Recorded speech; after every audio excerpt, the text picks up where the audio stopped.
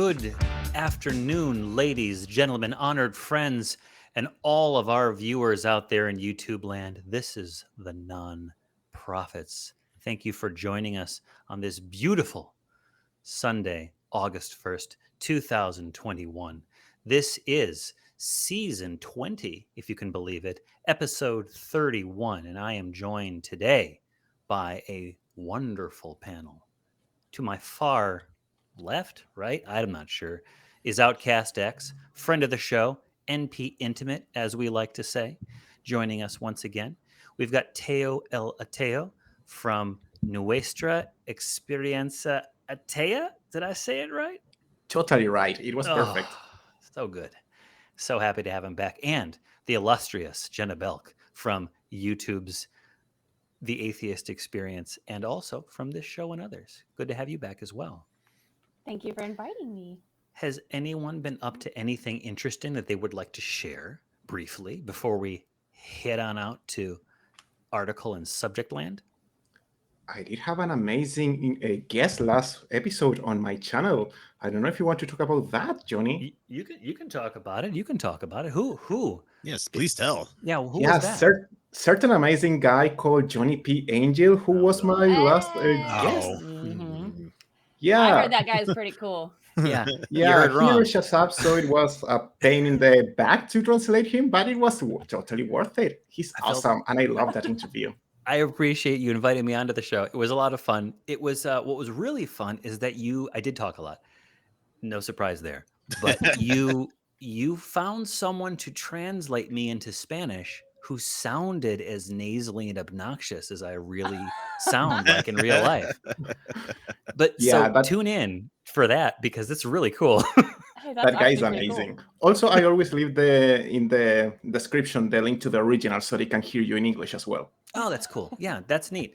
I think I sound better in Spanish because I don't know what I'm saying in Spanish. So I went to Spain once upon a time and I saw these people walking around having these conversations.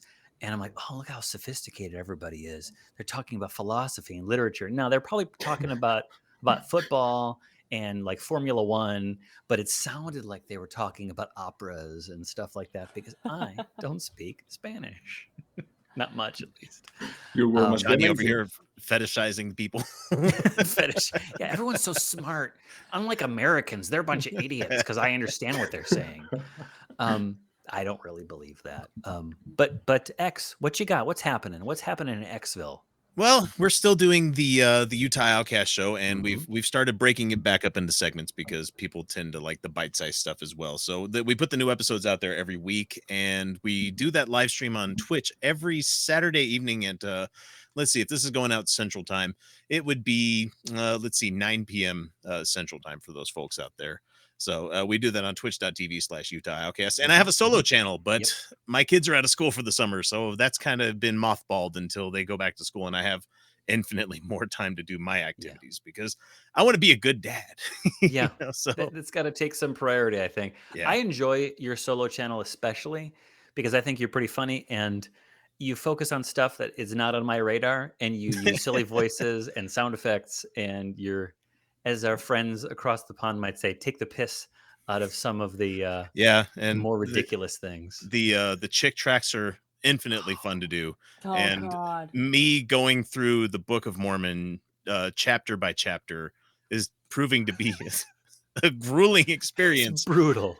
But it's fun because every time that Joseph Smith says, and then it came to pass, I make sure there's a ding noise and there's a counter on the screen for how many times he said it in that chapter alone. Yeah, so and I've messaged you and I'm like, you missed a few dings in there, man. And at the point where I publish it and it goes live on the internet, I'm like, I'm done. I can't look at this anymore. So the TikToks are a Mormon thing? No. I'm reading the Book of Mormon. I'm reading a book by Ken Ham that one of my followers sent me. It's the Answers book, which is bonkers, guys. I mean, we all know Ken Ham is bonkers to begin with, but this one's especially bad because this is before he had the grift of the Ark and like the what is it, the Natural History Museum or the Bible History Museum that he has that's nearby the Ark out there. So who's doing that Tower of Babel? That's Ken Ham as well. Well, He's actually. Oh God. I'm like, you didn't learn from the story that you shouldn't build it, so you're gonna do it too. you know what? You know what? We've got. I'm imagining. I know we can build taller towers than ancient peoples could make. Mesopotamians, So yeah. nothing's going to be impressive. I'm sorry. Like it's going to be sad. Like your fake, like the fake arcs out there. Anyhow, Yeah, we know. You all go to the arc Yeah. encounter for the zip lines in the petting zoo. I mean, There you that's go.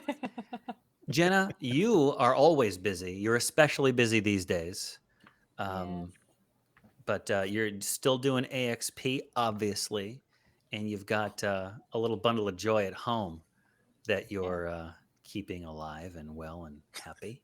And speaking of that parenting thing, I'm trying to be a new mom, so I've been kind of taking a little time to. Yeah. So you'll see me bounce around here and there, like today when I have someone to cover taking care of the baby. And it is much appreciated that you do so, and much appreciated to those who were willing to give up their slot so that you could be on the show today. Thank because you. because we can't always have Jenna Belk every single time, but we're going to make it up to our friend. We'll have a conversation about it on air. Our friend who volunteered, no pressure, volunteered to move to another week. Much appreciated and much love. So check him out next week. Yeah. Is it next week or he's on a couple weeks from it'll I thought it be was a next thing. week. My bad. Just check It out might every be. week. It might be. yeah, just come back every week. We can have him every week. Well, anyway, we're going to go on to our subjects today. Before I say that, this show is a product of the ACA, the Atheist Community of Austin, Texas, USA, Lone Star State, a 501c3 nonprofit organization, educational organization dedicated to the separation of religion and government and the promotion of positive atheism. I'm not going to go into the rest of the announcements, but I will say what we're going to talk about today, so you can tune in, skip ahead if you want to. We've got some interesting topics that we're talking about today. Number one, is there going to be religious equality in Boston? We got a case brought by the Satanic Temple against the city of Boston. Stay tuned for that. You reap what you sow. Megachurch pastor David Platt warns of a disinformation campaign and takeover attempt at his evangelical church. Gee whiz. We're going to do a Latin American spotlight.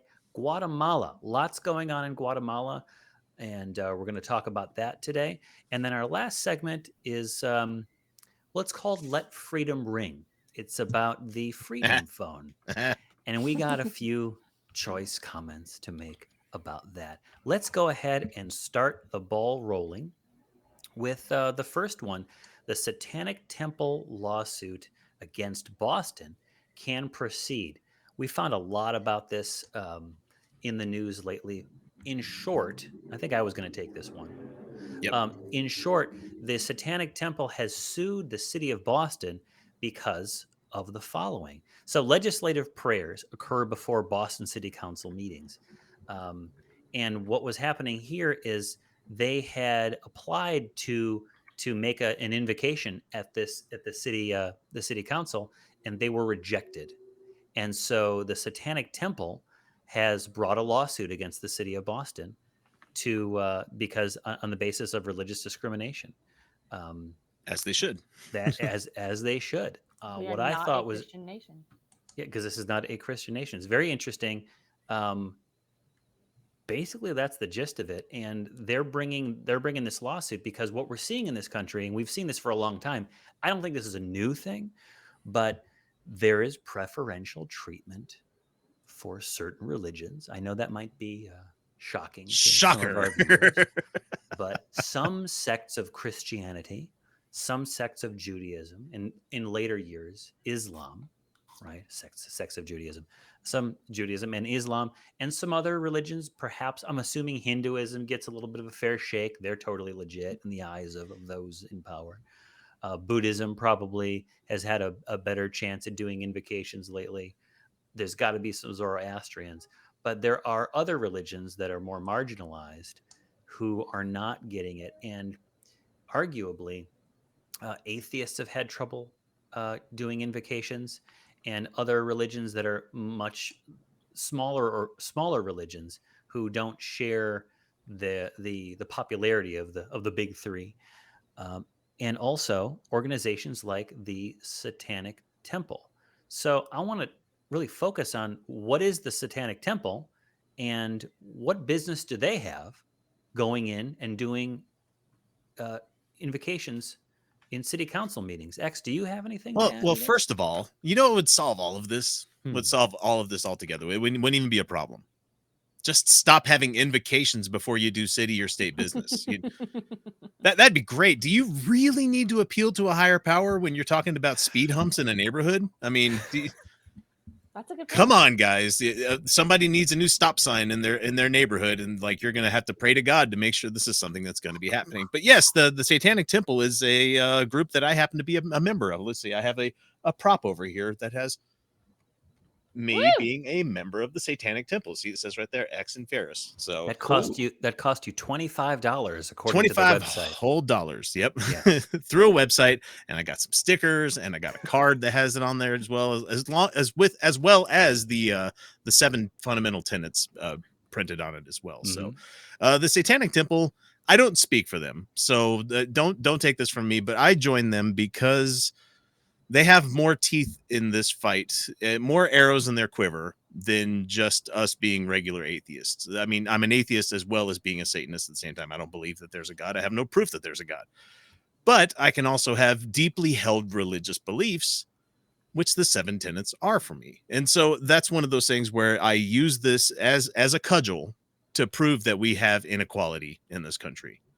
Because if you're allowed to do something on the basis of your faith, I should be able to have my faith I can use it exactly to countermand whatever it is that you want to do, just like we tried to do with what happened in Missouri with the abortion rights that was going on there, and it didn't proceed, but at least it's setting precedent in a lot of this stuff. So that's mainly all we can hope for right now. So joining the Satanic Temple helps pay for a lot of these legal costs, and there's also a lot of really good things that the group is doing. They have a sober faction nowadays, which is good. It's a nice alternative to AA.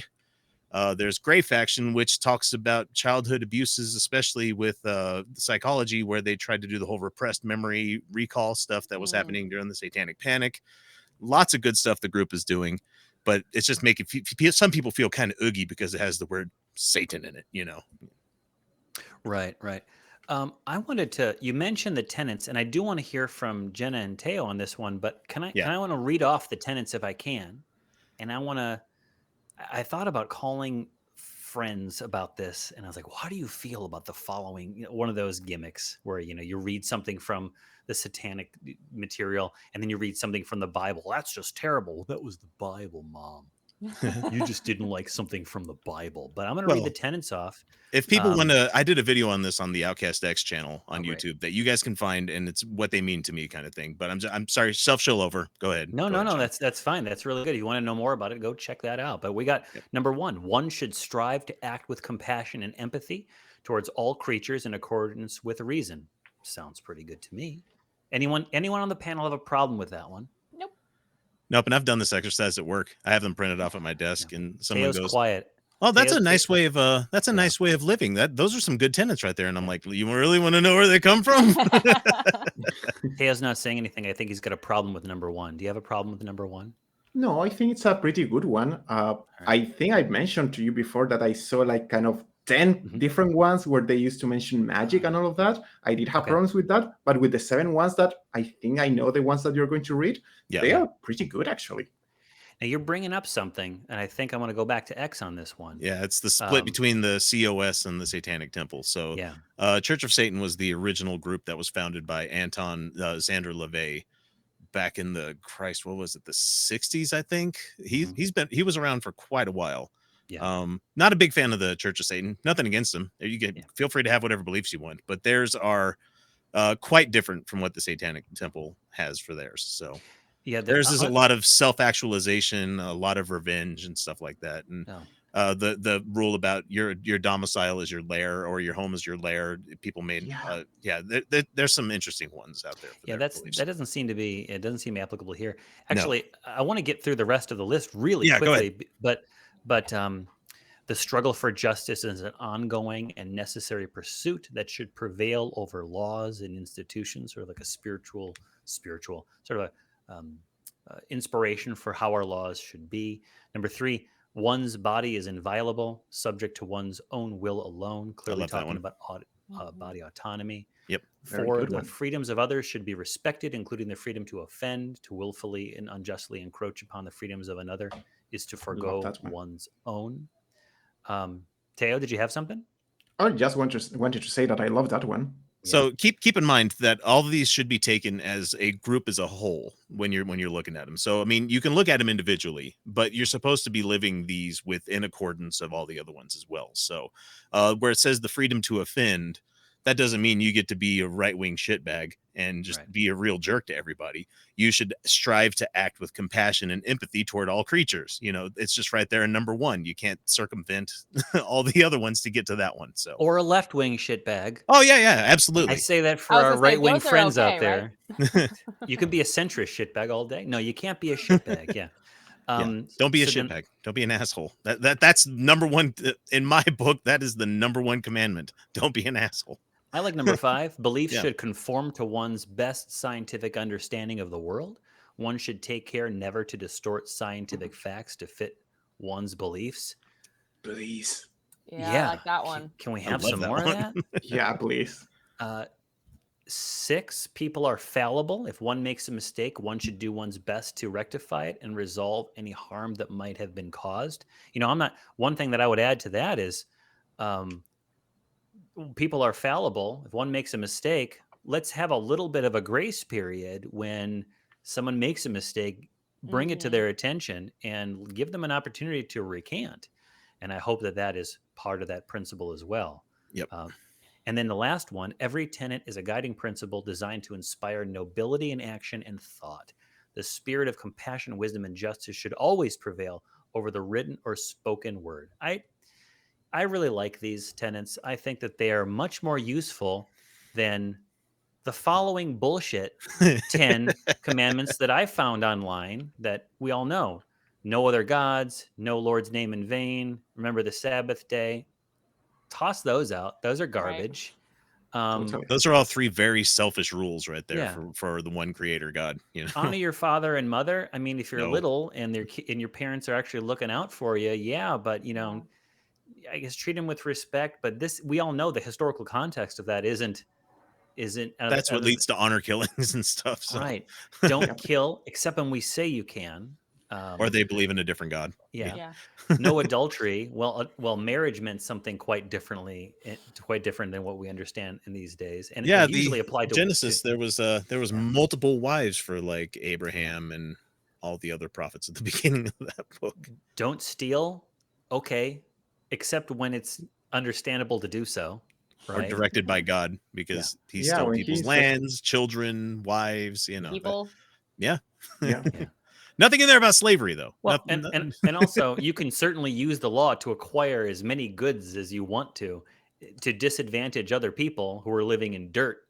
But if they dare to take your property from you to survive, that's apparently a violation of good old number 7.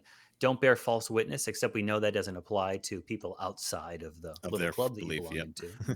Don't covet your neighbor's wife. That's a thought crime. Except in your head, yeah. I'm sorry. Have you ever thought about someone, a girl that you saw? You know, you get the. And then don't covet your neighbor's goods. Well, tough nuts. Interesting how the wife isn't part of the goods in this one. Yeah, it's separate. Yeah, you're. It's so terrible. It's a garbage set of 10. These are actually practical. They're a little vaguer, I'll admit. The tenets are a little vaguer than the commandments. Doesn't mention my neighbor's ass in the tenets, which is always on my mind. Hey now. You know, one thing that I really like about the satanic rules rather than the 10 commandments is that even when they list them, it's so when I was a kid, you know how in the Bible they use he language, right? So anytime they reference a person, it's he. And I asked my dad as a kid, I said, why do they say he all the time? And he's like, oh, they mean everyone. And I'm like, well, why don't they just say that? And that's just a perfect way is identify an individual as one. Yep. Yeah. rather Remove than all he. gender from it, you know? Yeah. They could have done it with y'all as well. Right? That's my favorite. Y'all's body is inviolable, subject to y'all's own will alone. Just keep y'all's hands to yourselves. As a Southern boy, I love that. So. They've got, so this, back to this lawsuit, before we get too far afield of it, very similar to the lawsuit against the Satanic Temple versus Scottsdale. In that case, the Satanic Temple applied to do an invocation. Yep. And they went through the proper process. They got approved for it. 5,267 emails objecting to it happened, saying that it was repulsive. This does not, we shouldn't condone this group, its belief or its message. Clearly, they didn't read the message that we just covered down here. They just think it involves eating babies and such. Or just subliminal stuff between the lines, obviously. Right. Just want to be like, you guys know that we don't actually believe in a literal Satan. We're not one of the sects of Satanism that believes in a literal Satan. He's an allegory. He's a character. Well, that's in actually a story. A good point. Is that you had mentioned that there are sects of Satanism that does believe in it, and so I think that it is a fair assumption to be confused, or it's fair to be confused at least as a religious person who's been raised a certain way. Right, but you can also say the same thing about Buddhism, where there's non-religious Buddhism. I mean, non-theistic Buddhism, but there's quite a few that look at the Buddha figure as a godhead. Well, but you obviously really do believe in Satan, whether you know it or not, right? Well, and also I just have to look at the body count in the Bible to realize who's the more moral character. Right. Well, yeah, actually, go ahead, man. Go ahead, Teo. Yeah, no, I wanted to bring attention to a satanic church in Colombia that was actually a real satanic church, meaning they do believe in Satan. And the government just banned them right now this year because they said that they were not a religion because they believed in Satan. Yeah, it's nice. I don't understand that. He's the other side of the Othello piece. He's just the other. Wait, but the verbiage is that they believed in Satan rather than worshipped him? Because if you believe in Satan, doesn't that make you like a Christian?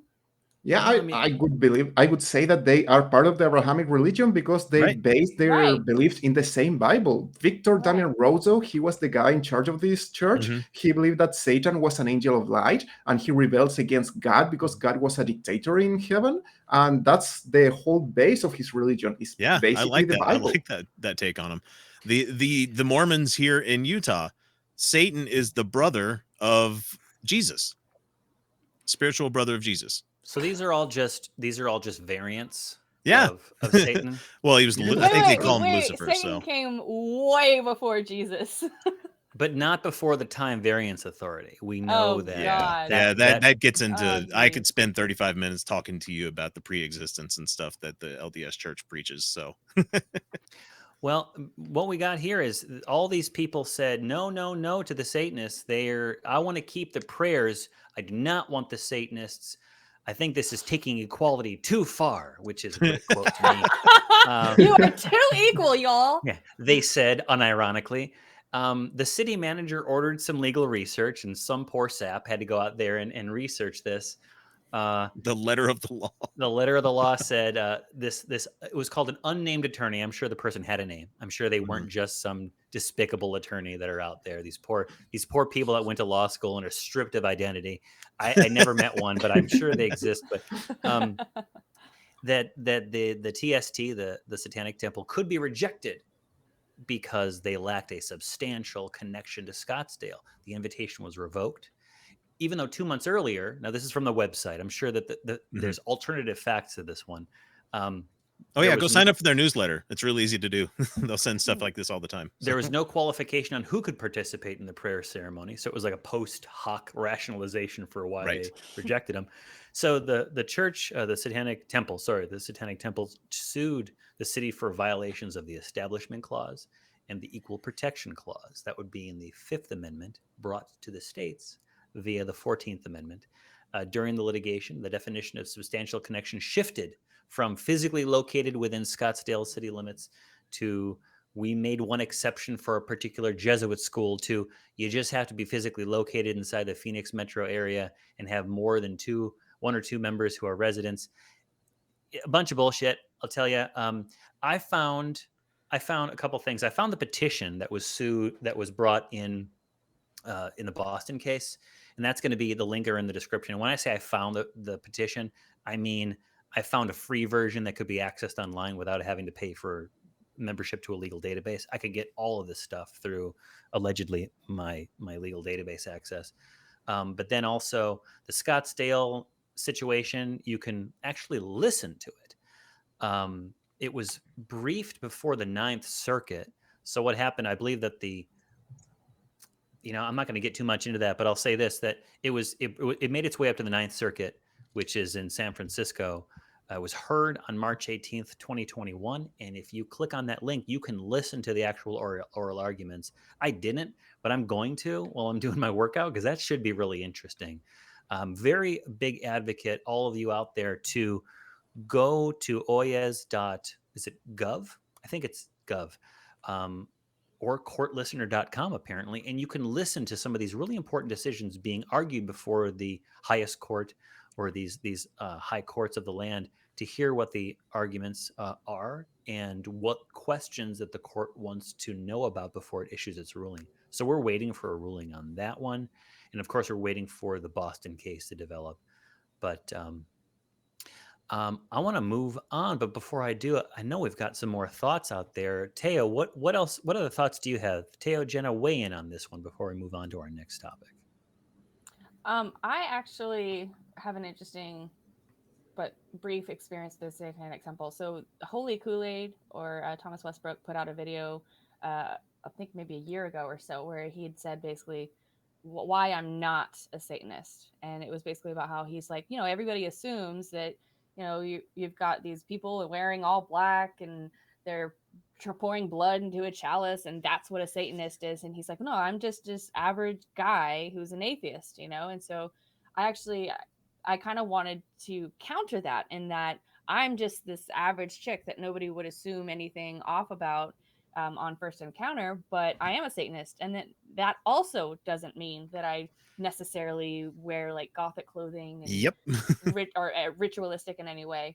And so that's why I joined, in addition to the fact that I totally agree with the guidelines. I just love it. And I like to support what they're doing. I love that they're tackling the government from the inside. Yeah, I'm your normal beer gutted cargo shorts wearing dad that lives in not central Utah, northern Utah, and I'm a Satanist as well. And so it's one of those things. I live by my code, and I take care of the people around me, and I'm nice to everybody around me.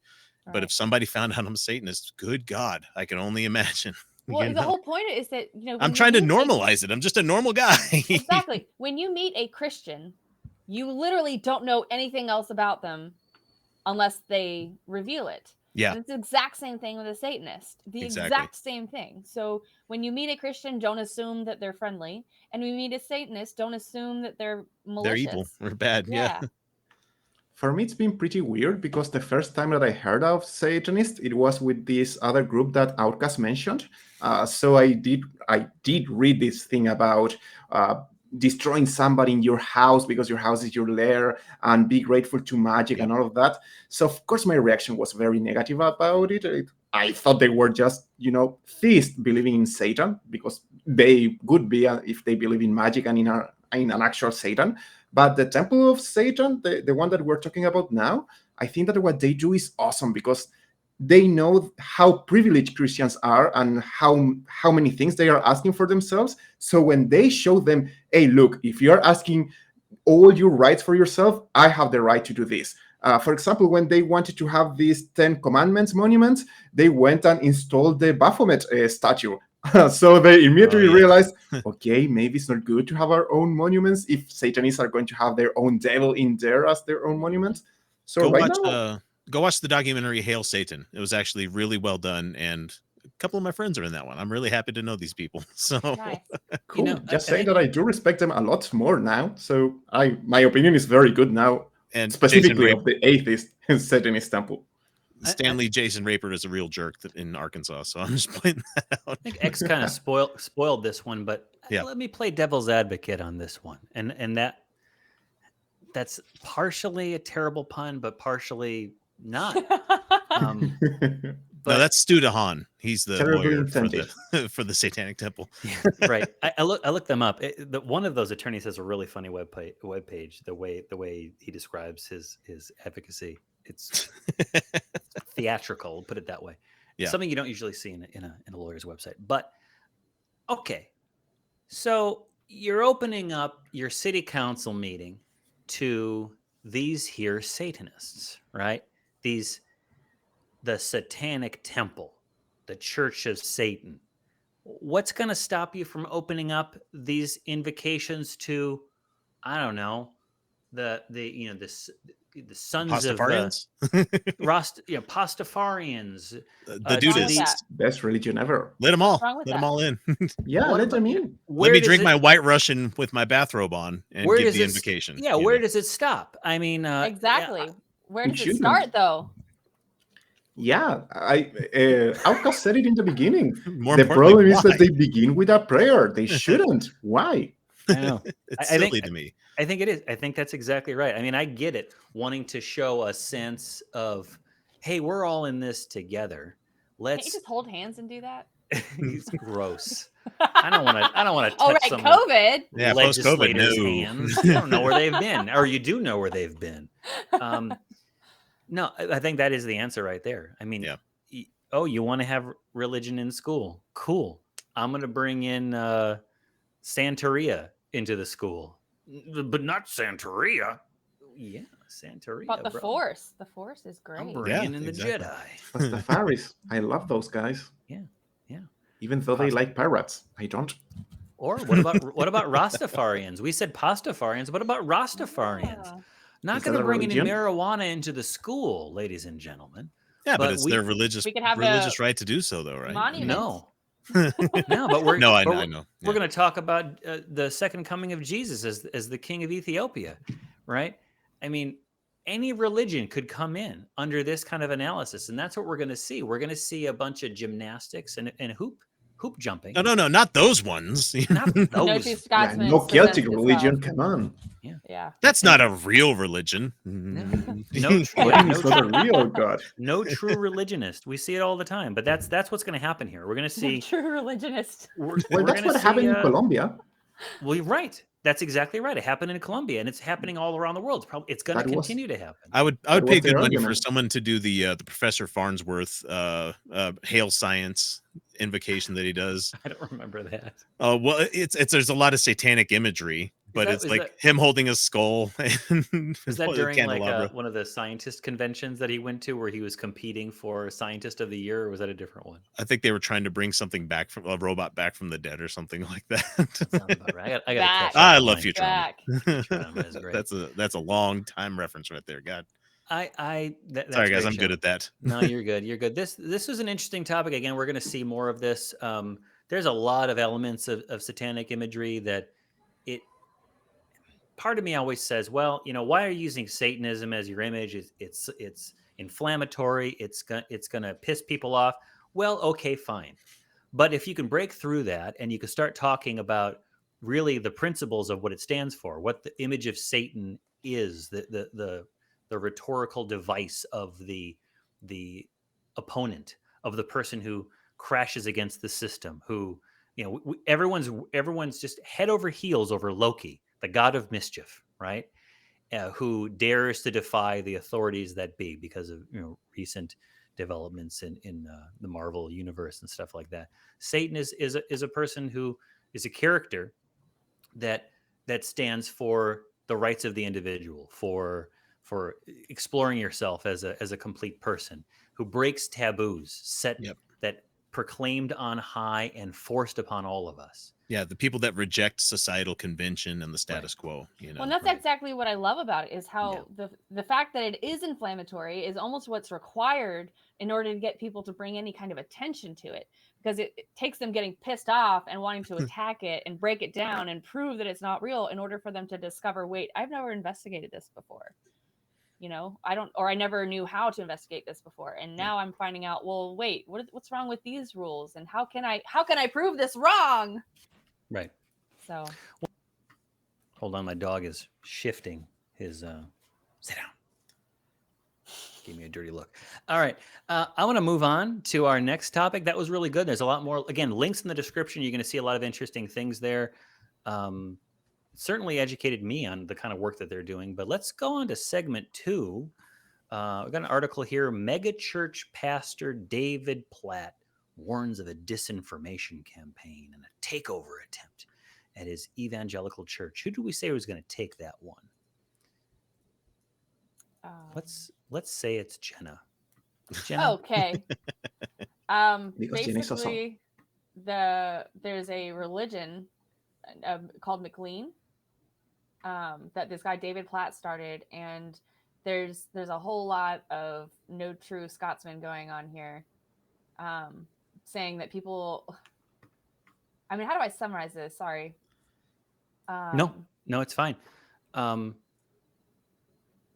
can give it a try, but basically what I'm reading in here, I'm sorry to put you on the spot there, Jenna. Yeah, sorry. But you're good. There are people in the church there was a bunch of elections. There were some elections that took place, and there is a group of people who are trying to say that the new elders are trying to sell the church building in Vienna to local Muslims who will build a mosque. Basically, that I'll just quote this down here. They'll lead the church down the road of leaving the gospel behind, leaving the Bible behind, embracing liberal theology and cultural Marxism. Like the author of the Communist Manifesto, we should change our stance on abortion and sexuality, that we should allow critical race theory and Black Lives Matter, and it's a bingo. defunding the police to drive our agenda as a church. You sound like Seth Andrews. Yeah, well, I like the preacher man voice too. Yes. Yeah, so that's really what it's about. And Platt said, that's not true. That's just not true. But that's the world we live in now. Yeah. Right? So they have old curmudgeons that refuse to be dragged into the 21st century. Right. I mean, and honestly, that Bible should not be the basis for a 21st century church. Sure. No, but this has always happened. I mean, this is the modus operandi of religion since ever, especially Christianity. Yep. They took over the Roman religion in this way. They started telling lies about the other religion. Now people believe that Dionysus was a god who created orgies, and that the Romans were awful people when they just had a different religion.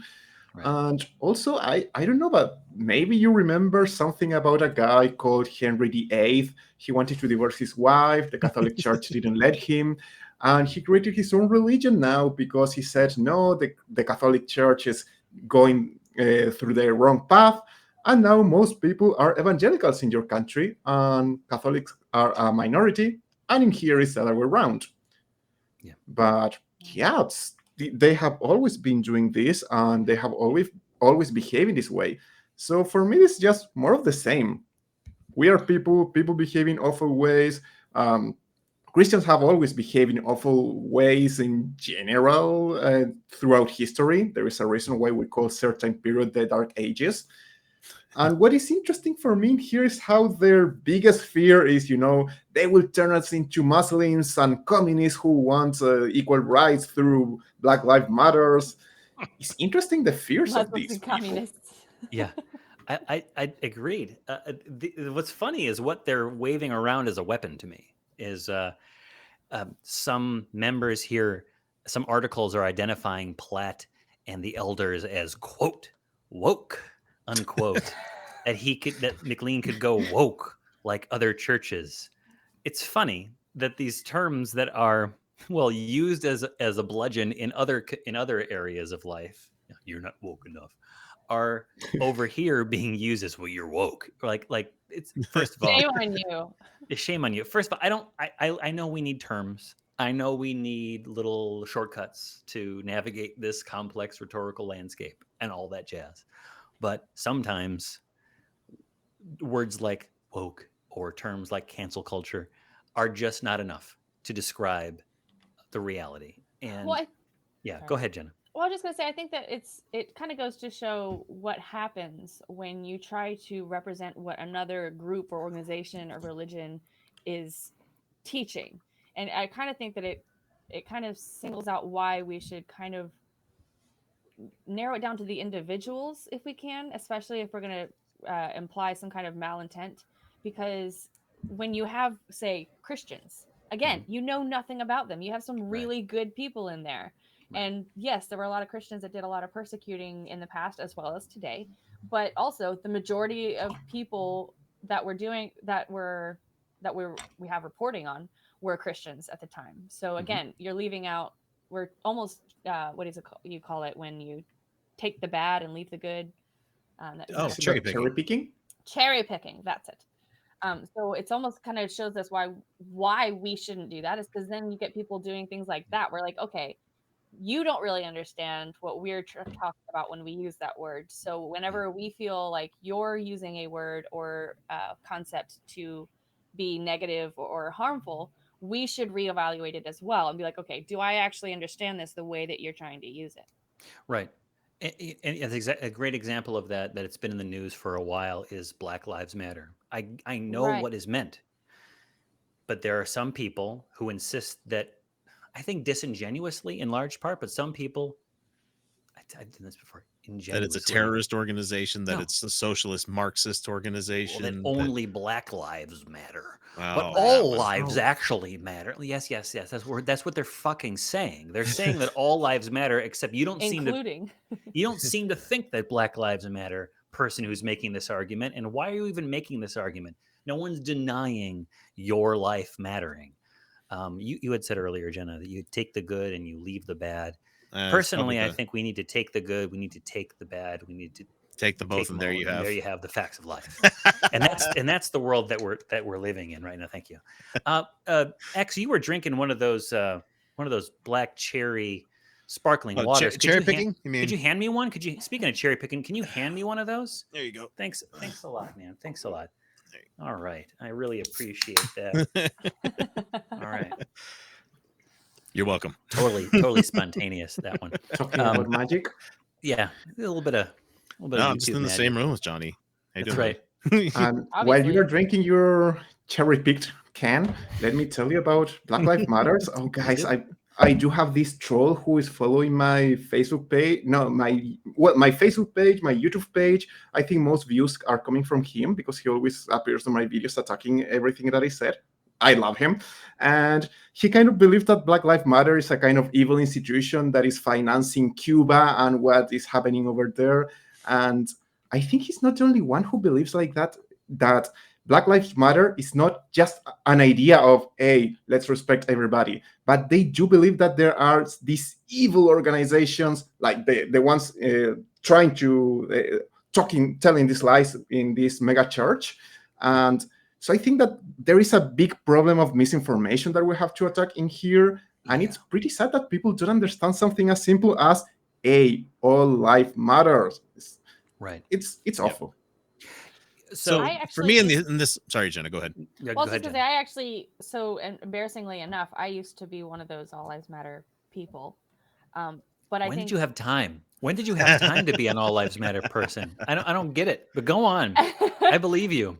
Well, basically, I was ignorant. I was raised in a very small town, and I wasn't exposed to any different kind of culture other than like white farmers, and so it just, I wasn't exposed to any kind of hardship other than my own, really. And so when I came out into the world and I'm meeting these people like, oh, Black Lives Matter, and I'm like, I just found that confusing because it wouldn't even occur to me because I was so oblivious to the hardships and troubles that they're having and have been having for generations. And so it forced me finally, after hearing this over and over and over again, to start looking into it.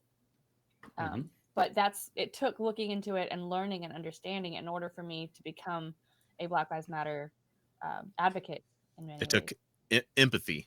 It took empathy to. Well, I always had the empathy. It's just that I didn't have. But you didn't hear the stories from the other people. I didn't have the exposure. There you go. You'll hear me. I am a huge advocate for exposure galore because that is really what opened me up to. I mean, God, everything. it's a problem of education and explaining pronouns to people. I have to admit, I was one of those, why do I have to learn new pronouns if we do have pronouns, blah, blah, blah, blah. Until I realized, okay, people are having these problems, so this could be a problem because of... So I think that we should have kind of a responsibility of educating people in general, maybe in a very general way, because most of these problems come from ignorance, actually. And if somebody believed all the lies told by the group opposing the church leader that we're talking about, it's because of their own ignorance, not because they really believe that the Nazi communists are going to attack them. It's because they don't really understand how the world, how this world that we live in actually works. Which could be said about anti-vaxxers and people like that as well. Well, so many people ask questions as statements. Why would anybody ever do that? Like, do you actually want to listen and learn, or right? Like, are you asking or are you like complaining? Like, was that a question? If you ask. Yeah. So for me, the most disgusting thing that we had in this article, to me at least, was here's the quote. It says, "McLean was one of the most influential churches in America. It had an incredible influence over the power players in D.C." Come on, man. The separation of church and state has been so eroded for so goddamn long. And the fact that there are abuses against tax laws that prohibit churches acting as political lightning rods that are, they're just flaunted and disregarded without any threat of enforcement. It just makes me sad. You said flaunted. May the record please reflect that X said flaunted too. It's oh my God. It's flout and it's flaunt. There is no flaunt. I said flaunt, and I was mercilessly mocked. Thank you, brother, for saying flaunt. There is a story here that I don't know about. And let me tell you, what Outcast is saying is a perfect example why we need separation between church and state. Can you imagine if we let governments be ruled by people like the ones fighting over there in that church? Yes, I can. That's the path to the We already have them. We already have them. And X, I'm just busting your chops here. Oh no, really. That's fine. That's fine. I mean, I speak a couple of other languages too, so I mean, there needs to be a separation of flaunt and flout. I think just as much as, but to flaunt is to flout the rules in a flagrant and openly, like devil may care kind of way. I'm sure I could find whatever article or category I need to find, like on the internet, that'll tell me that I'm right as well. So I mean, it's just like the Bible. Right. It's just multiple choice. I'm sure I can find an Urban Dictionary entry for my word. So this article really got me thinking about these folks in this church. I imagine they're truthers. I imagine they're January 6thers. Or at least they have a lot in common. Trump's still president, people. Yeah, Trump's like still how that's president. A thing now. January microchips, all the vaccines, stuff. And I found something. I typed in post-truth. I remember seeing something about, are we living in the era of post-truth? And apparently, yes, but it's not a new thing. No. I found a really interesting website, but it's not a website. It's an institute called the Institute for National Security Studies, Strategic Innovative Policy-Oriented Research. This is based out of Tel Aviv University, and it's a really neat article. It's long, by Yale Brahms. The link is going to be in the description, inss.org.il. And it talks about theories of truth, how and it's funny because it overlapped with some of the stuff that I've been reading lately. Just when did we start getting into this point where the emotions that we have about a subject, the personal stake that we have on a topic is more important than the facts that support a particular position. And it was Hannah Arendt, who I believe wrote Eichmann in Jerusalem, which is a book I'm reading right now. It's the story of how Adolf Eichmann, was kidnapped from Argentina because he was a goddamn Nazi. Because he was a Nazi. Put on trial, and talking about she got a lot of heat because up to that point, people were trying to frame Nazis as these bloodthirsty monsters who just reveled and riled and wriggled in the viscera of the Jewish people and other people who they murdered. But in fact, they weren't. They were just little martinets following along, just trying to blend in, just what was going to get them a promotion, What is the most efficient way of doing things? Sound And familiar? What's a way to stay out of the crosshairs? Right. How do I make my boss give me an extra, couple of Reich marks to How do I keep my family alive?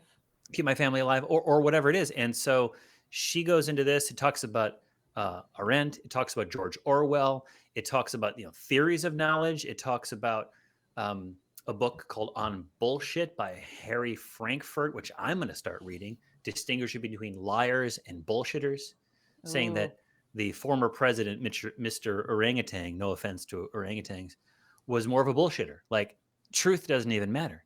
And a liar knows the difference between truth and falsehood, but a bullshitter doesn't care. You can confront a liar with the truth, and they might have to deal with it. A bullshitter's like, nah. Well, the not hope is you cause cognitive dissonance for them to actually learn something or try to reconcile that fact. But So they just bullshitter shrug it off. doesn't care. But check this out. It's really interesting. I got through part of it, but talks about the correspondence theory of truth, the coherence theory of truth, the pragmatic theory of truth, pluralistic. We talk about a lot of these things on AXP, Talk Heathen, the various shows that we do. But then how there is a disintegration of truth as an important aspect of the world we live in. And we're seeing it on the right, for sure, in certain groups that don't care about facts. They have their position and they work backwards to get there. But we see it on the left too. We see it the all over anti-vax movement started primarily with people that are the granola crunchy kind of people. The ones that didn't trust the science.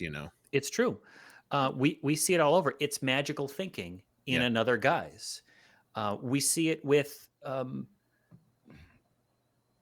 some of the scandals that happen, right? I mean, Steve Jobs could potentially still be alive right now if he followed the science and, actually got treatment for his cancer instead of, I don't know, trying to magically think his way out of it through diet and exercise. Did he really do that? I didn't even know that.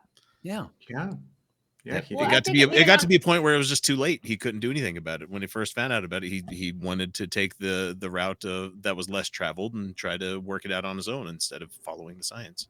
And if I'm wrong about that, please let me know at Utah Outcasts. Please let me know. But this happens too often. On an even smaller scale, it's I wonder, the way that y'all introduced the term of bullshit and the way that you described it. I used to be, and embarrassingly sometimes am still, the kind of person who will begin a sentence with "I feel like," and then fill in the blank. Is that a bullshitter? No, I don't think so. Because, Jenna, we don't, the audience doesn't know you personally, but we do get a good sense that you are a person who cares about the truth. A bullshitter will say whatever's politically expedient or helpful for them in that situation. Well, what I mean, I think, is when that person stops there, they say, "Oh, I feel like this is true," and then they just stop. Or I feel like that, and then they just go about their life as if that's true.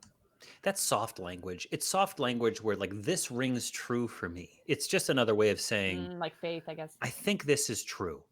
I have a sense that this is true. I may not have all of the facts in front of me, but it seems true.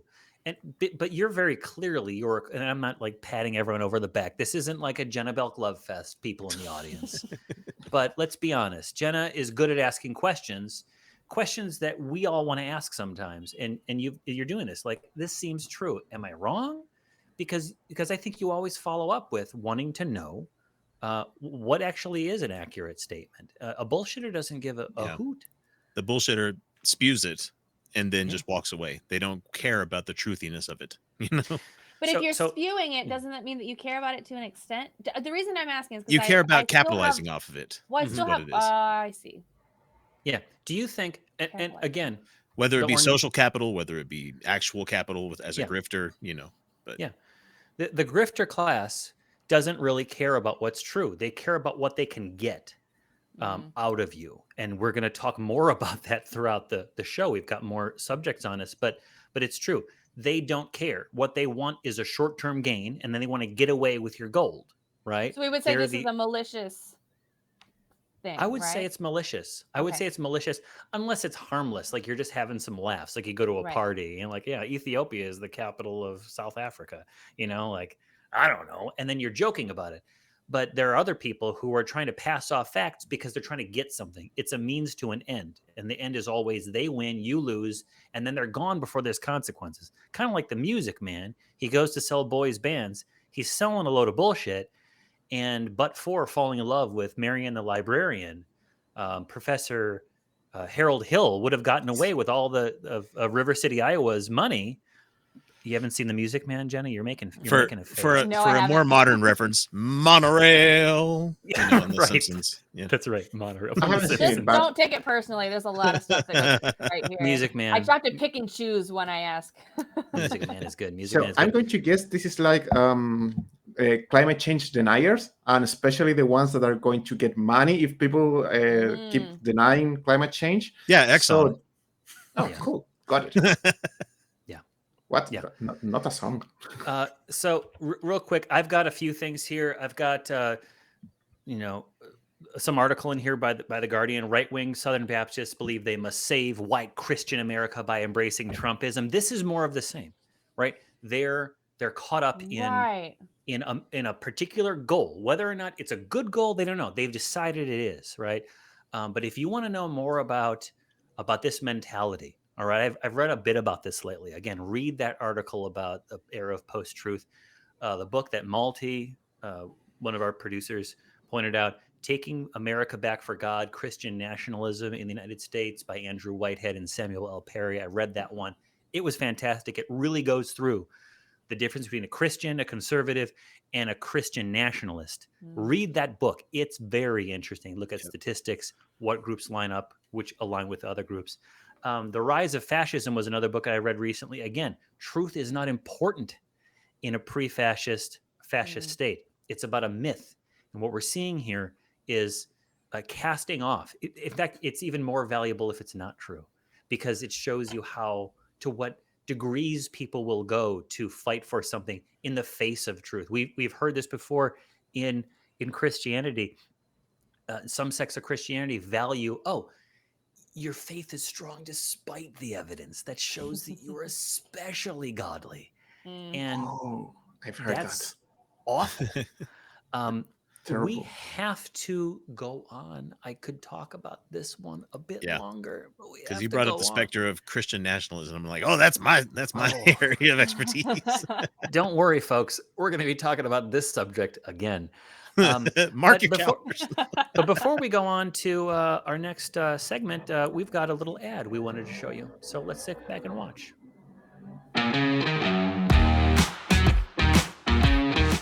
And try to have some fun and sort it out with towels when you're all done. It's always a good idea to bring a towel. Always bring a towel. Why, hello, Dan. Nice to see you. Hi, Derek. Thanks for being on the show. Yes, it's really great to be here. Oh, yeah, I'm really glad you're here, Derek. June 2020, the Prince of Wales and the head of... of... that's the right year, Malty? That was, okay. Yes. Don't break Malty. I'll tell you what. If you can demonstrate to us that the proposition Jesus loves you is true, I'll say it all day long. Easy as that. You're on with me and Seth. Oh, you said Seth? Yeah, Seth Andrews. Okay, I don't think I know him, but I just want to make sure I got his name correct.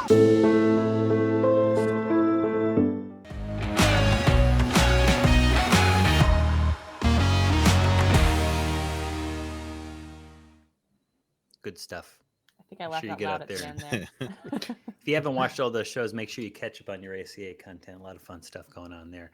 I'm going to take this opportunity to go through a few more announcements while we're here. Hey, if you haven't already done so, please subscribe to this channel and click on the like button below. You can set the notification bell to on so you're always notified when a new episode premieres. But everyone here that's watching knows it starts at 3 p.m. Central Time, in between Talk Heathen and the Atheist Experience. Did you know that you can join this channel by clicking join below? If you click on the join button, you can get custom emojis for chat. You can get a badge next to your name. Slow mode is turned off of live chat, and there are more benefits as well. So go ahead and do that. If you subscribe now, you will be contributing to our ever-increasing number of subscribers. We are now at over 8.66 thousand subscribers. And once we hit 10K, we can do some fundraising. So share it with your friends and family and folks who you think might be interested in some of the topics that we're talking about, or getting a new perspective on things. The news doesn't exactly look at these topics from a skeptical humanist perspective, as an atheist perspective. So maybe you'll find some stuff in there. Send it to your alienated atheist friend who feels that they're the only one in Scottsdale, Arizona. I promise you they're not, but at the very least, they've got friends here. You can also take in all of the ACA content at the Atheist Experience Network. Some are calling it, a phrase that I hate, but I use it every time I say it, a one-stop shop for all of the ACA shows in podcast form. You can listen from the shadows or in the light as you see fit. You can listen to the Nonprofits, Atheist Experience, True the Wanted, Secular Sexuality. And did I miss one? Did I mention them all? All of the ACA content is available there, so you don't have to miss a single episode. You can join our fan-run social media outlets, and the hosts of this show and all the other shows pop in and out. The atheist community of Discord can be found at tiny.cc/ACA Discord.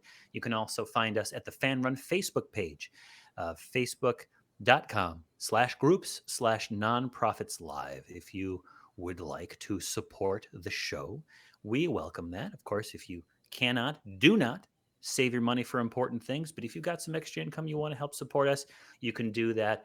The Nonprofits at Patreon. You can become a patron at patreon.com/thenonprofits.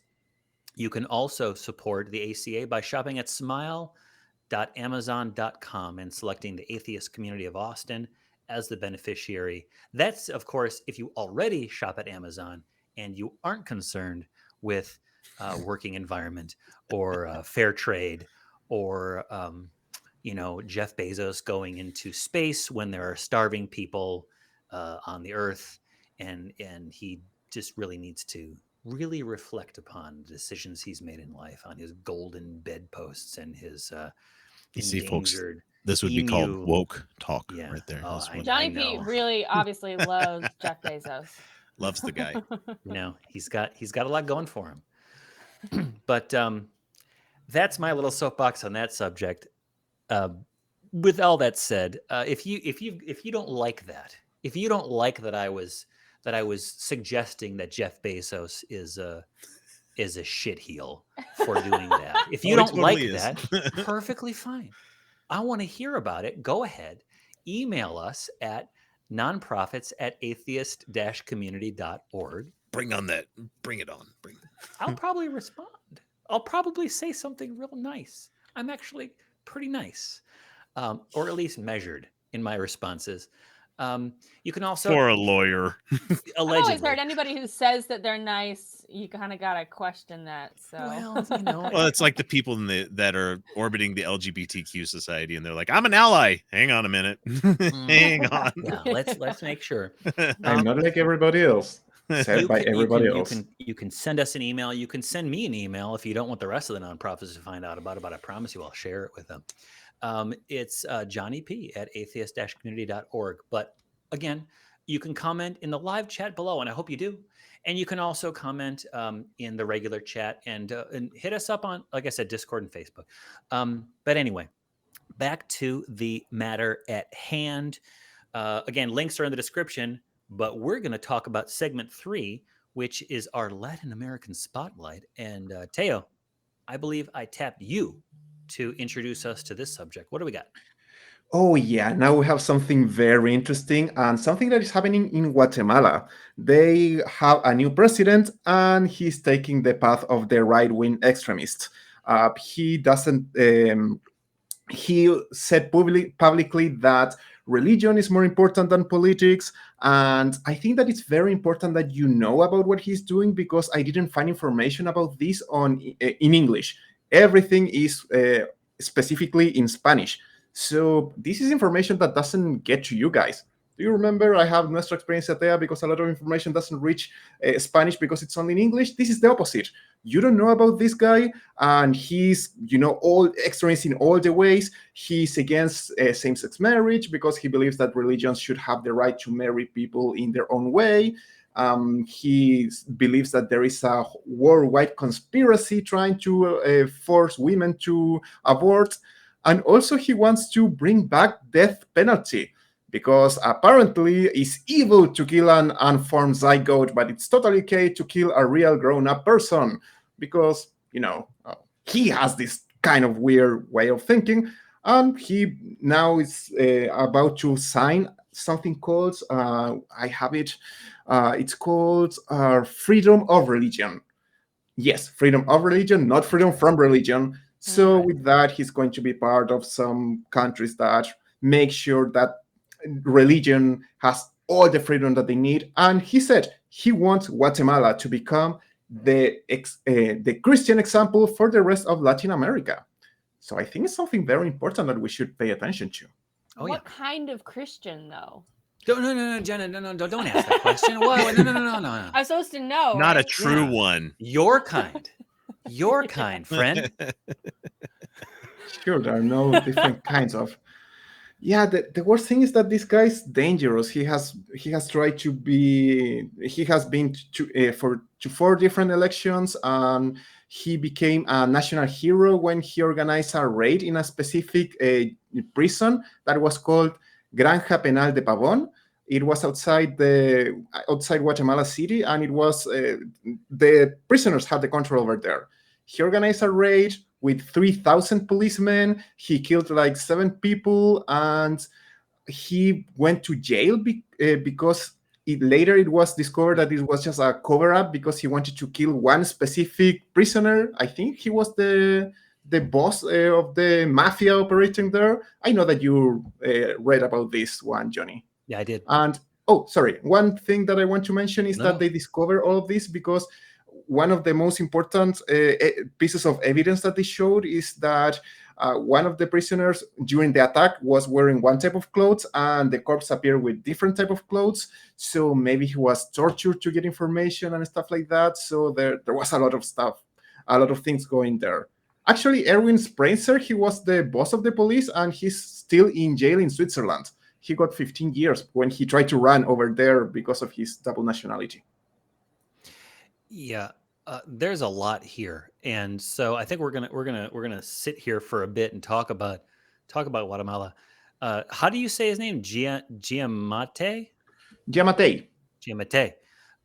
Yeah, he talks a big game about faith preceding politics. I wonder what the heck that means because from the one hand, you could say that faith should precede politics, should take precedence over politics in the sense that the better parts of our nature, the better angels of our nature should get in front, and the political process, the little nitpicking, the little squabbles we have should take a back seat to this grander vision, this sublime nature of humanity. But that's not, to me, that's not enough.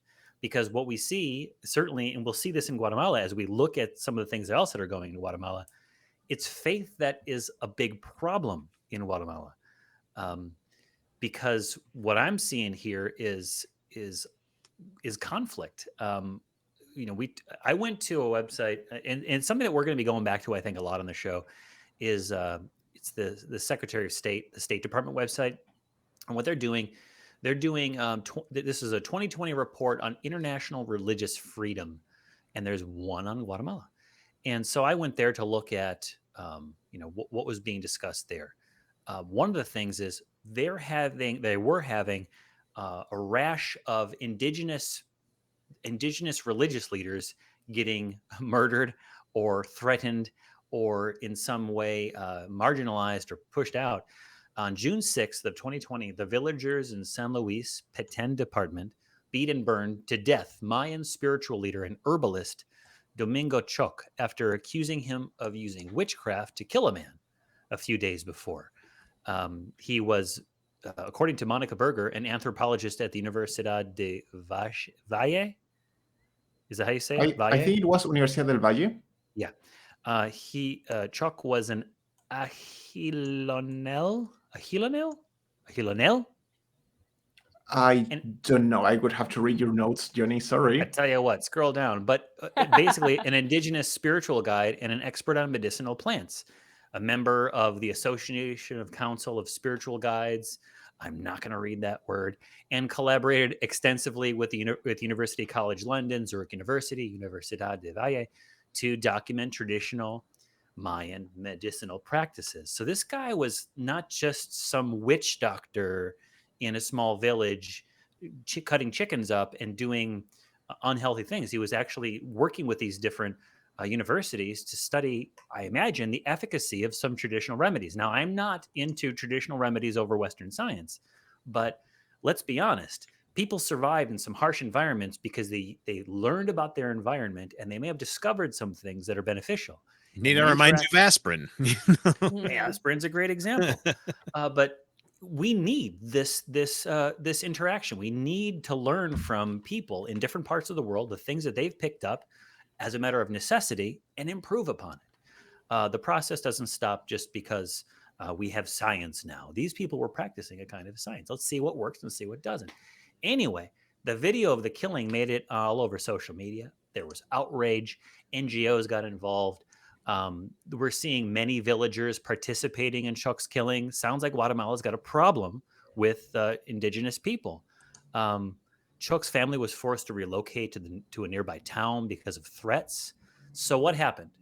Jenna met with members of Chuck's spiritual council to hear their grievances. He convened representatives of the Catholic Church and the evangelical Protestant churches so that they could collectively speak out against discrimination of indigenous religious practices. I also saw later in there that Catholics and evangelicals are famously not tolerant of the Mayan spiritual traditions. They were the ones who were committing the persecution. Maybe it's good that Jenna went to those leaders to try to get there, to try to pull back their more fervent and violent followers. But Religions for Peace got involved, whose members comprised representatives from the Catholic Church, evangelical Protestant churches, Muslim, Jewish faiths, and Mayan spirituality groups who continue to actively seek to resolve these misunderstandings between these groups and try to promote a culture of respect.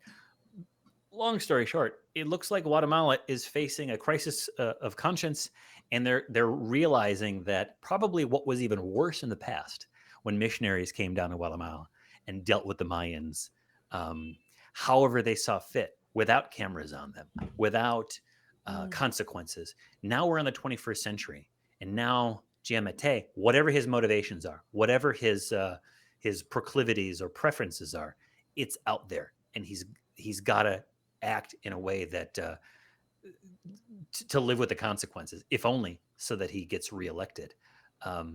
So to me, that politicians are one thing, but the politicians that we have in office are a reflection of the culture that we live in and the people who elect those people. And I'm seeing that Guatemala is going through some changes, might be said. Any other thoughts? Well, if you think about it, sorry, I see this just as an excuse for him because if you check the freedom of religion thing, he really says that he's against this global conspiracy that wants to impose abortion. And in the freedom of religion, it specifically says that people will only marry according to religion. So I feel it more like another way of discrimination. But I totally agree on what you said, that this is just a reflection of their people. People over there are tired of criminals and all of that. So when this guy goes and kills these specific criminals, he becomes a hero for people, and this made him gain a lot of fame. He went from losing, totally being the mayor of Guatemala, to the 3rd place. And after he went out of jail, he, kind of victimized himself, and he said that he has been persecuted, but that he's going to fight a crime and all of that. And people chose him because of that, because they really want. They are tired of. Sorry. They want a strong man. Yeah. This is the road to fascism. Just saying. I mean, it sounds like Hitler's path. Yeah. Ooh, wow. Yeah, I guess it does, because he is right He's now setting he's up a problem censoring. that only he can solve is the Right. thing. And he Yeah, was arrested, and he just used that to his benefit, saying that he's been persecuted. And yeah, I and don't know. censorship now, it's a huge thing over there. Media is being totally censored. The prosecutor who was investigating him because of some illegal stuff that he did was removed from his position. His name was Francisco Sandoval, and he exposed that Consuelo Porras, who was the prosecutor in chief, forbade anyone from investigating the president without her consent.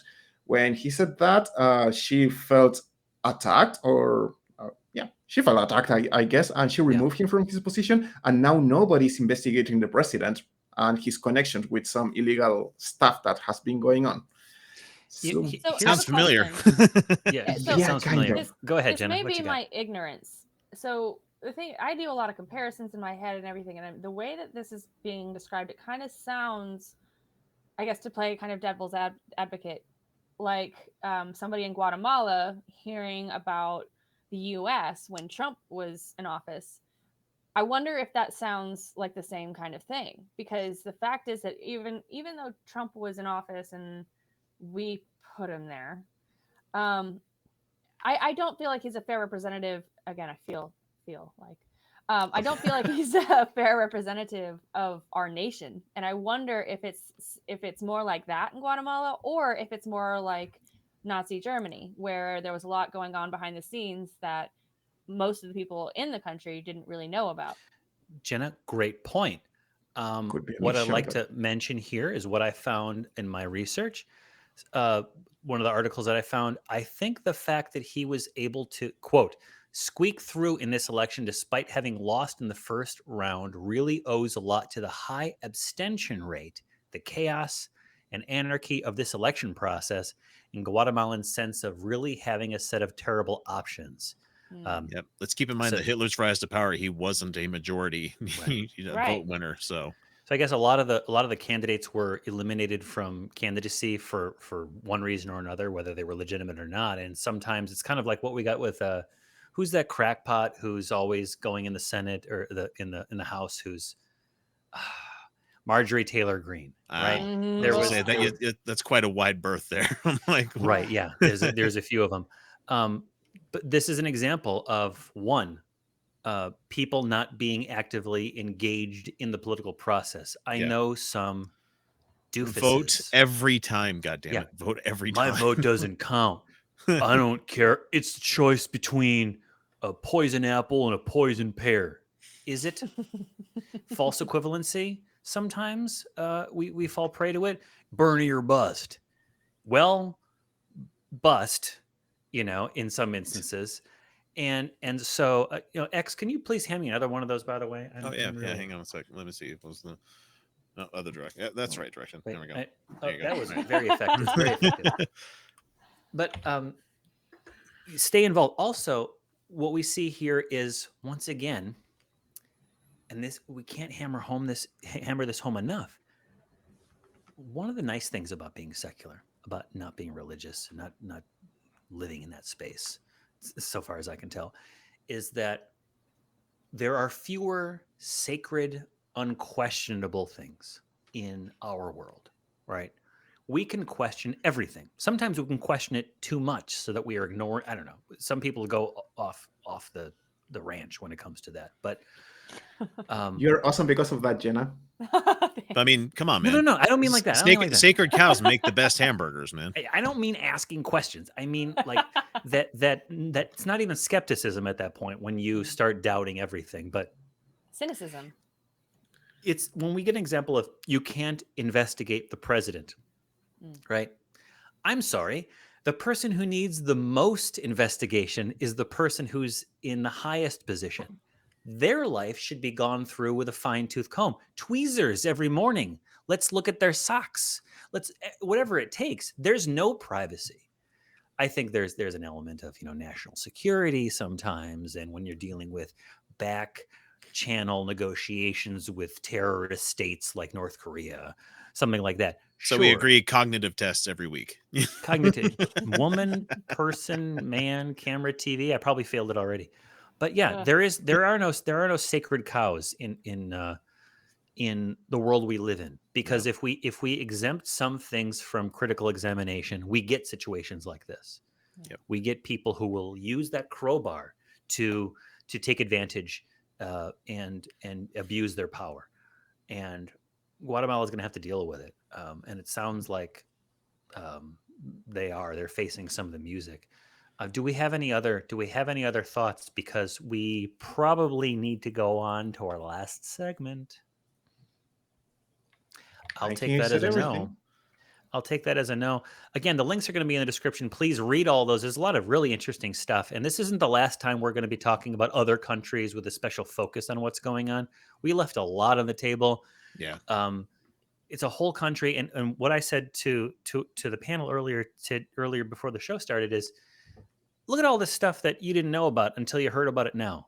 That we didn't know about until we started reading about it. There are millions of people living in Guatemala who are Americans, please look to world news. Read more than just your country's news, please. This is interesting stuff that affect people's lives, and that's every single place has real drama. I hate the idea of a flyover state, the flyover countries, flyover place. There is no such thing. There are real life and death. Yeah, Utah is one of them, and the Midwest. If it's not Chicago, people think it's just farmland and cow shit. Well, fuck accurate you. Though. No, there's some real shit happening too, not just cow shit.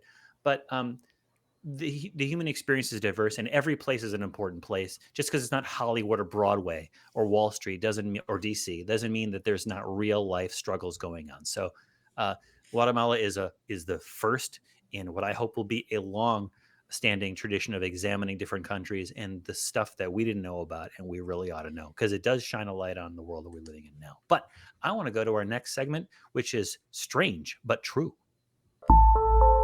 Strange but true. Okay, so we have a guy by the name of Eric Finman, and Eric Finman is a self-proclaimed Bitcoin millionaire.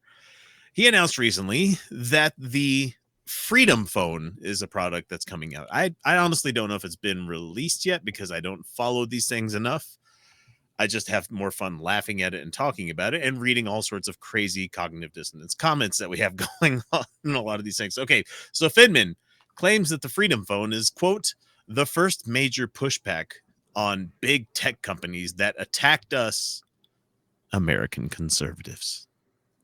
So it features a, quote, uncensorable app store that will offer all the apps that have been banned on mainstream app stores. Cool. Like sex too? I have an iOS device. I don't know nothing. I'm in my walled garden. So, I mean, so his announcement video for this thing specifically mentioned the Twitter ban and the Facebook ban for former President Donald Trump as an inspiration for making this device. Here's the thing. This phone is priced at $500. And thanks to the company's generous affiliate program, many right-wing personalities and influencers in the United States are hyping it up as the next big thing. They're doing so via Twitter, where it says shared from Twitter for iOS for a lot of these people. Okay, so let's see. Freedom Phone was manufactured by a company called UmiDigi, which is a Chinese smartphone brand headquartered in Shenzhen. In fact, the phone appears to be identical to a UmiDigi A9 Pro, which currently costs about $180 on Amazon. Whoa. I thought because it was being sponsored by all of these right-wing talking heads that it must be a high-quality device that costs a fortune. But you're telling me it's a grift. It's a grift? Nothing says America like a imagine my phone. shock. Teo, sorry, I drowned you out there. Cover your ears. I don't want you to hear about this, because you're going to tell all the folks where you're at that we're just full of a bunch of grifters. So the funny part about that whole app store that is allowing the Freedom App Store that they were talking about there, the uncensorable app store, sorry, that's what they're calling it. It seems to be a rebadged Aurora store. And if you don't know what that is, Aurora store is an open source front end for the Google Play Store. So these guys like, we're going to get away from Apple. We're going to get away from Google. We're going to get away from all these big tech companies. But you're still using the back end of a Google product. So I want you to talk about my favorite heading here is the CPU. My God, the CPU. So the CPU in this phone is a MediaTek CPU, and most people would be like, I don't care about this. It is a widely regarded as one of the easiest to hack CPUs that they have. This is the preferred device for people that live in the DPRK in North Korea, for people wondering what that is. You can get root access to this phone very easily.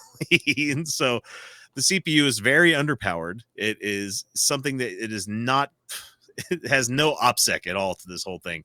Essentially, if you have this device, you're essentially carrying around spyware about just about anywhere you can go. And with the news that we had this past week that they could send it to you without any kind of message as well, I mean, yeah, nothing's really safe anymore. So be careful with your smartphones, folks. I just want to say, so nothing screams freedom. Afraid of 5G, but yeah. I don't Teo, know. you've got some good notes in here. I want to make sure we hear from you on this. What Yeah, do you got? As I said, this is just like when the Flappy Bird cell phones. I'm sure you remember Google banned Flappy Bird and all the copy of it, so people started selling their old phones that had the app installed in $300, and some people even were asking for $9,000 for one old cell phone. I miss it. This is extremely hilarious for me because, as you said, you are paying a lot for a phone that is basically a very cheap Chinese phone, and also they are paying for apps that need servers.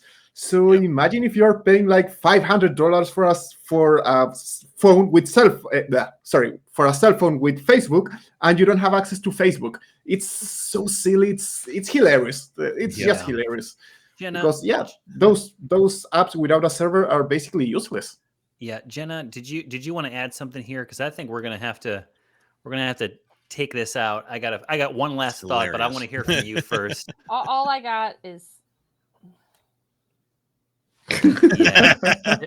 And for those listening, that was a face palm. That was a face palm.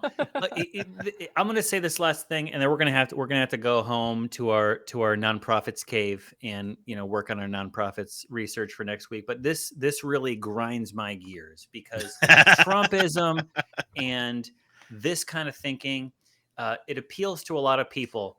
It has especially a strong appeal to people who've been disenfranchised and they feel invisible by the system and the society that they live in. The flyover state people who get promises during the election season and then they get abandoned as soon as their vote is cast, right? There's plenty of reasons why people feel that way. Sometimes it's because they have like dinosaur attitudes towards things. They're racist, they're sexist, they're homophobic, whatever it might be. They do some things that are terrible. Sometimes it's because they don't have political power. They're unable to mobilize and vote in blocks and really feel themselves felt in politics. But here's the thing.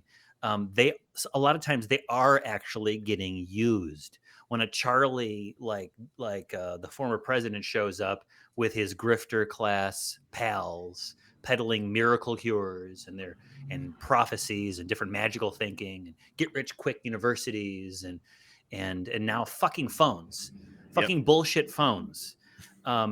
What happens? They get played for suckers again. I read a book called White Trash, a 400-year history of disposable people. It's on my Facebook page, but it's an interesting book. Link will be in the description. I'll have to make sure I find that. But there have been people in this country since the very beginning who have been essentially disposable people. And it's not just African American or African descent people. It's people of all around the world. And so there's a race element, of course, to that because African folks were treated like disposable people, but there's a classist problem in this country and it still exists, just like there's a racist problem in this country that still exists. And how do the people react when they realize that they've been played for suckers again by the person who said they weren't going to play them for suckers? More cynicism, more alienation, and more radicalization. And now we get people wanting to march the Capitol and storm the Capitol. This is bad. These people need to be prosecuted to the fullest extent of the law. Don't tell me buyer beware, caveat emptor. Don't tell me that. There's got to be standards. We've got to treat each other with a little bit more respect. But I'm going to stop there. My soapbox, I'm getting a little lightheaded when I sit up here. I had a good time. I was so glad to have Teo, Jenna. Thanks for coming back. We'll hopefully see you again on this show. Maybe not in this panel, but we'll see you. Don't know where, don't know when, but we'll have you again, each of you, as soon as we possibly can. Really appreciate it. Thanks a lot for watching, folks. Tune in next week for another show of the Nonprofits.